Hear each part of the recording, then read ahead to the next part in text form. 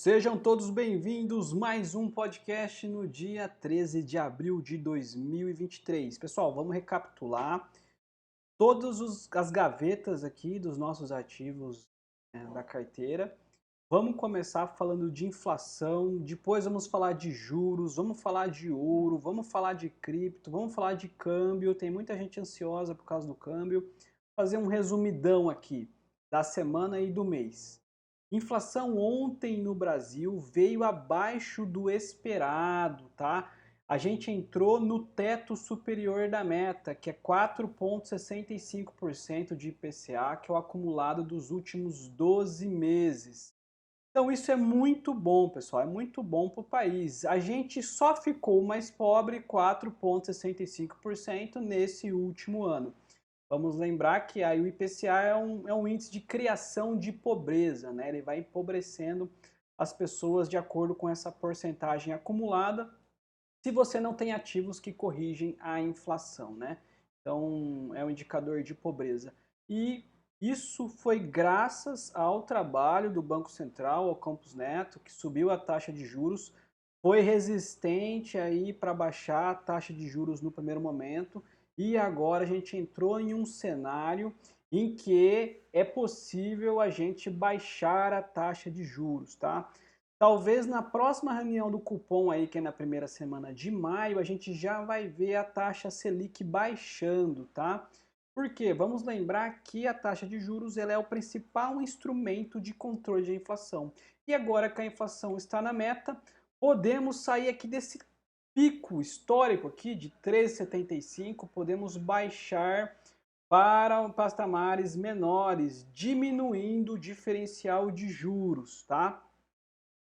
Ora as bolas, pessoal, se vocês sabem que os juros vai diminuir, o que vocês devem fazer com seus investimentos? Então, nesse momento, é hora de pré-fixar uma parte generosa da carteira, é uma hora de comprar títulos com duration longa, né? Se bem que a gente já está falando isso já faz um bom tempo, e o Tesouro Direto, títulos juros futuros, não são bobos, né?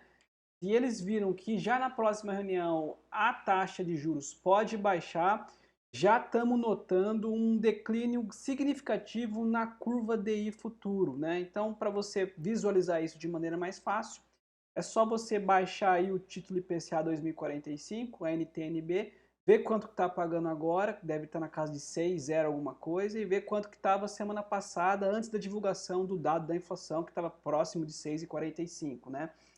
Então, esse 0,5% de queda percentual no componente pré-fixado da duration longa do título NTNB já faz uma baita diferença no valor de face do seu título.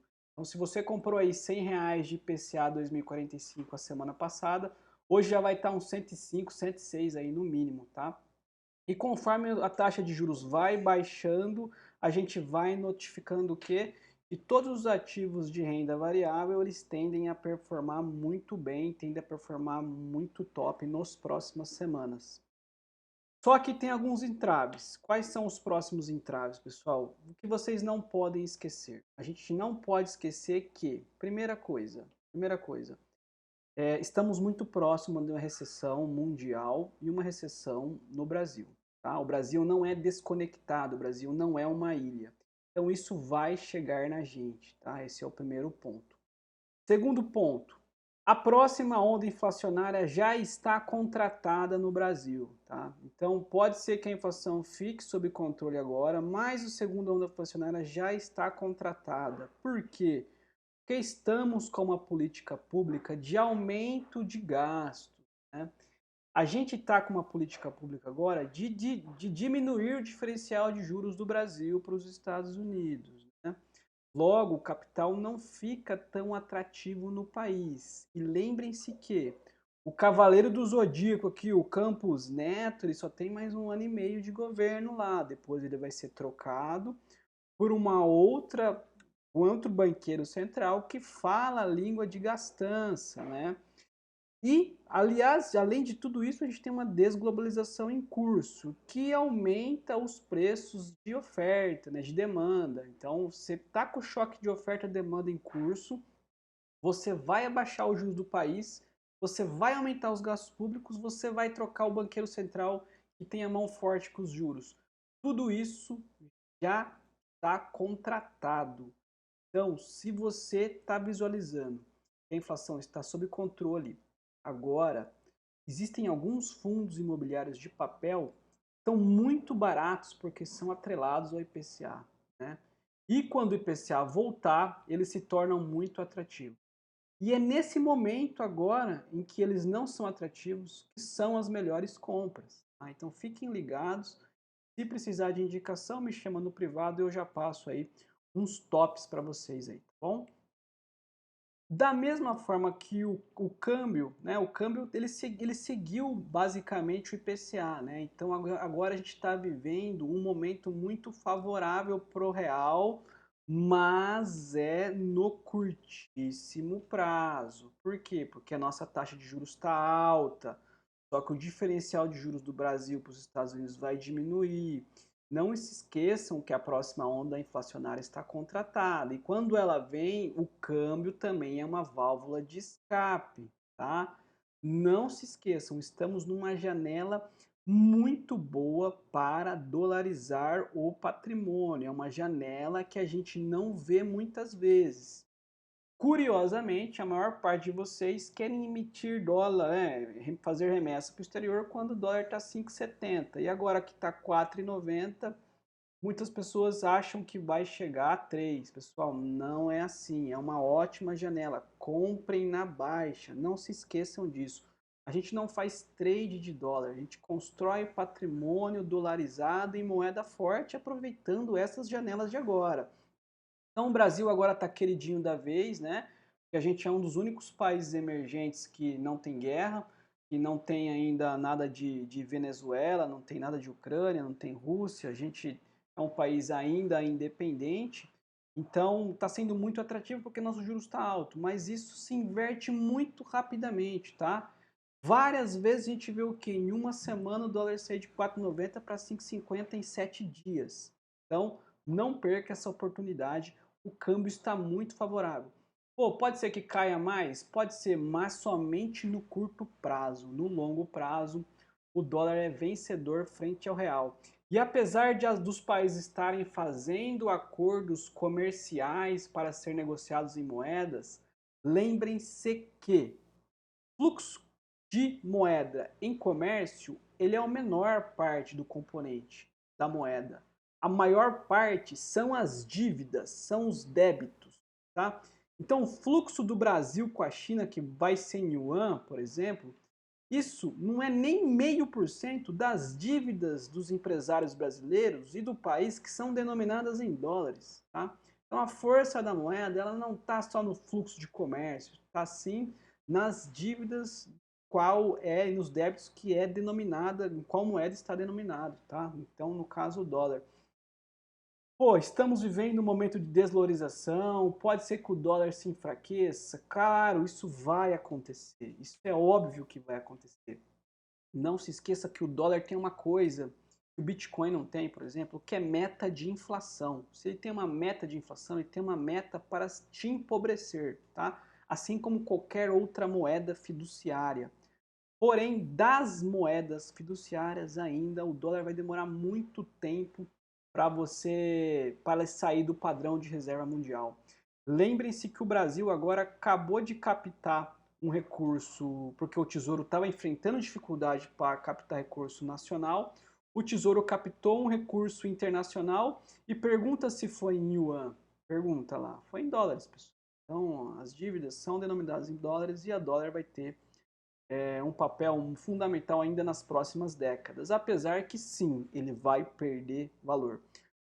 Rei Dalio fala que cash is trash, né? Dólar é lixo, né? Dinheiro é lixo, mas isso é verdade no longo prazo. No curto prazo ele tem uma vantagem tática, principalmente porque nós estamos passando por um momento crucial. Vamos lembrar que momento crucial é esse. A crise bancária ainda não acabou, tá? Juros estruturalmente altos aperta demais o calo de bancos e vários bancos quebraram. E não acabou ainda. O Warren Buffett chamou o Biden para conversar essa semana aí e ele falou que a cobra ainda pode fumar. E se você tem uma crise de confiança no sistema bancário internacional, né, o que acontece? Acontece o que está acontecendo agora, pessoal. Olha a importância do ouro na sua gaveta aí. Olha aí, quem seguiu a recomendação aqui estava com 8, 10% em ouro, agora está rindo à toa. Por quê? Porque o ouro acabou de bater o all-time high. O ouro não é inflacionado como o dólar, é um ativo de segurança, é um ativo flight to quality, né? Quando tem insegurança em sistema financeiro, todo mundo foge para o ouro. E aí o ouro tá aí, ó, batendo 2.000 e poucos dólares hoje, né? Tá segurando demais a nossa rentabilidade nos últimos 24 meses. Parabéns para ele, uma posição tática e que vai ficar com a gente durante toda a crise de solvência, durante toda a crise financeira que está chegando, tá? No final da crise financeira, quando a gente chegar ali na bacia das almas e que todo mundo vai estar jogando a toalha, o ouro vai sair da nossa gaveta, vai ser reduzido e ele vai ser usado para comprar ativos geradores de caixa, como ações e REITs e imobiliários, e tá bom? Tal qual o ouro, temos também o ouro digital, o nosso querido Bitcoin, que está subindo 71% no ano de 2023, porque o Bitcoin ele foi criado justamente para resolver a crise bancária que estamos vivendo agora, né? Foi criado em 2008 e olha só a importância que está tendo agora em 2023. Não chegou ainda próximo dos picos históricos porque nós estamos num juros alto ainda nos Estados Unidos. Só que lembrem-se, os juros vão baixar ainda esse ano ou no começo do ano que vem nos Estados Unidos. O Bitcoin e as criptomoedas só estão no começo da próxima pernada de alta. Esse 71% aqui pode adicionar mais um zero nos próximos 2 anos para 700% no mínimo, tá? Estamos, o mercado está criando mais confiança, o ETF Spot está saindo, o número de carteiras está subindo e eu sou muito otimista, né? Sempre fui com o criptoativo e eu acho que ele vai seguir a mesma figura do ouro, né? O ouro está com um all-time high, porque que o Bitcoin ainda não chegou? Questão de tempo para ele chegar lá junto com o ouro e bater 100 mil dólares aí nos próximos 2 anos, tá? Então, a gaveta aqui a gente vai dar muita risada com ela, tal qual a gaveta do Ethereum, né? Ontem a gente teve a última atualização, que foi o protocolo Xangai, foi um sucesso, né? Os Ethers que estavam em staking, que estavam sendo restritos à negociação para a última parada do Demerge, né? Que foi no ano passado, agora estão liberados. Isso trouxe muita confiança no mercado. Hoje Ethereum subindo 6%. Tem muito para entregar ainda. Não se esqueçam que o ouro é a reserva, o Bitcoin é a reserva digital monetária e o Ethereum vai ser a próxima prata do sistema financeiro global, né? Em cima dela vão ser criadas plataformas de negociação, de DeFi, de tokenização de ativos, enfim. Também acredito muito e vai performar muito bem. Estamos ainda no começo do próximo ciclo de alta, não se animem ainda. Quando chegar a hora certa, a gente vai rebalancear a carteira, reduzindo a exposição neles, mas eles vão dar muita alegria até lá, tá? Então, pessoal, acho que eu falei de tudo, né? Ah, falta aqui, ó. Ó, isso daqui, hein? Não se esqueçam disso, tá? Não se esqueçam, isso aqui é muito importante. Isso aqui é o principal drive de ouro, é o principal drive de criptoativos dessa década, tá? Ó, toda vez que o Fed sobe juros, temos uma recessão. Subiu juros, recessão, subiu, temos recessão. Subiu juros, recessão. E todas as vezes que entra em recessão, você fica encurralado, o Fed fica encurralado, porque se ele mantém os juros altos, ele quebra o sistema financeiro que é alavancado. Então ele é obrigado a ligar a impressora de dinheiro e é ligado a abaixar os juros.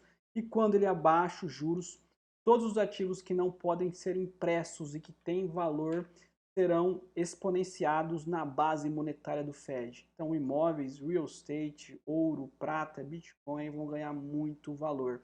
Inclusive ações geradoras de caixa, durante a recessão, vamos aumentar muito essa gaveta, tá? Então, tudo performando de acordo, tá? Com nossa filosofia, com nossos fundamentos aqui, Nada de ansiedade, o câmbio é passageiro, aproveitem para dolarizar, tá? Que vai retornar muito rápido, não precisem ficar ansioso, porque ninguém aqui está remetendo recurso para o exterior para usar daqui uma semana, né? É um investimento de médio e longo prazo, pelo menos por 5 anos. Beleza? Qualquer dúvida, só me chamar.